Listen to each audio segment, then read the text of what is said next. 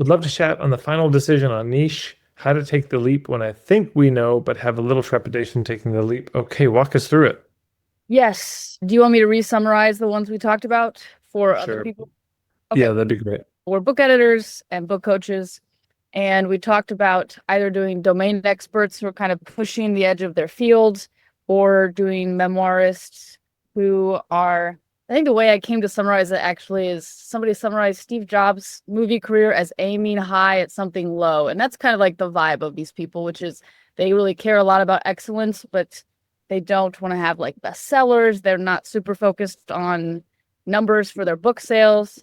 So as we were chatting through it, Tad, what I found is like, I don't really, so we worked with both and enjoyed working with both. But when we were talking through it, I just don't really know that I have something new that is not already in the market to offer to the domain experts. I've enjoyed the process with them, but really the process that they need is just like high density one-on-one book coaching where like the idea keeps getting pushed. And like there's a lot of that out there and like we're doing it and it's going well.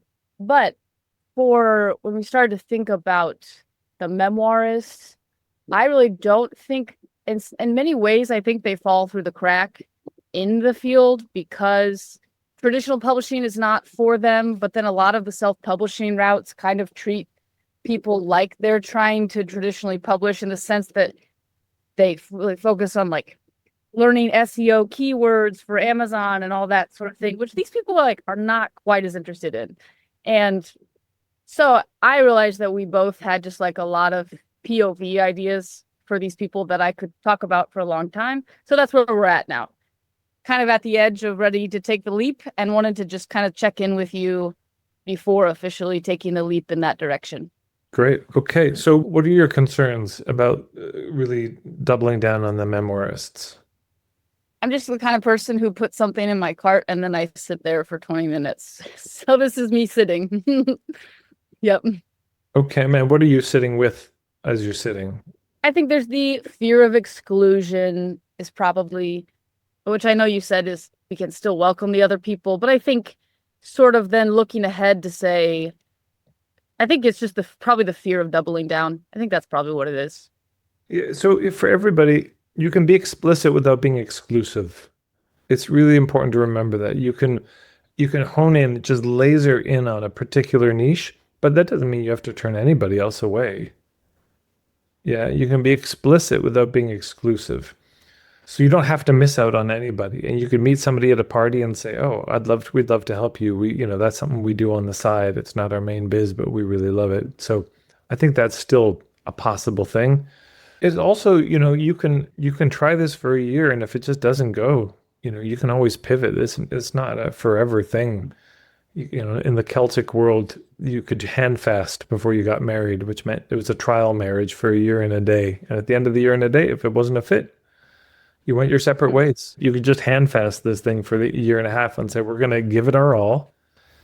And then at the end of the year and just see how it went.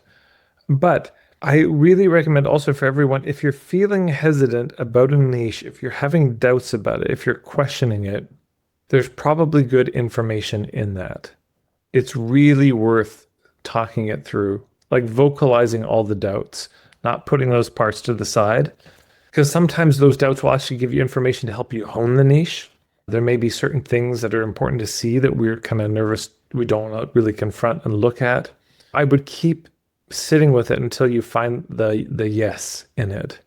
Because if there's some parts of you that are saying no, I mean, to me, it's just to really sit down, whether it's journaling. I mean, sometimes you can literally just set up chairs and like, okay, these are all the parts of me that are resisting this. And just to have a conversation, then you sit in the chair and respond as if you're that part. I mean, just you can talk it through with yourself or with other people.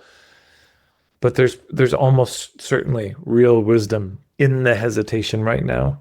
That if we just kind of beat ourselves up like, oh, I'm just a procrastinator, and so I just always put things. I mean, I don't know. I'll just say this to all the people who think I'm not going to succeed because of my procrastination.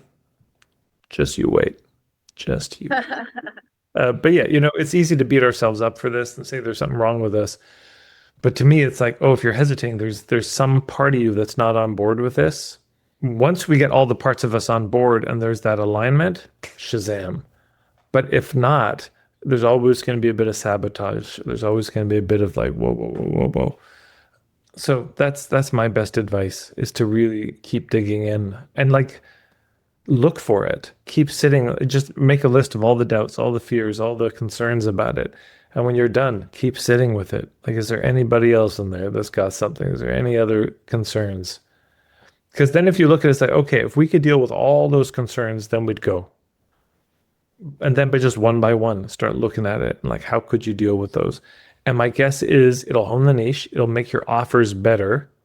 Because it might be like, oh, actually, I'm realizing I'm feeling nervous because there's a certain kind of person we've worked with on memoirs that's been a nightmare, or there's a certain type of memoir, or there's a way of coming to it that's so terrible to work with. And so then you can filter for that. So sometimes what happens is in sitting with it, we realize the filters that we need to put in place to make sure that certain clients never get to us.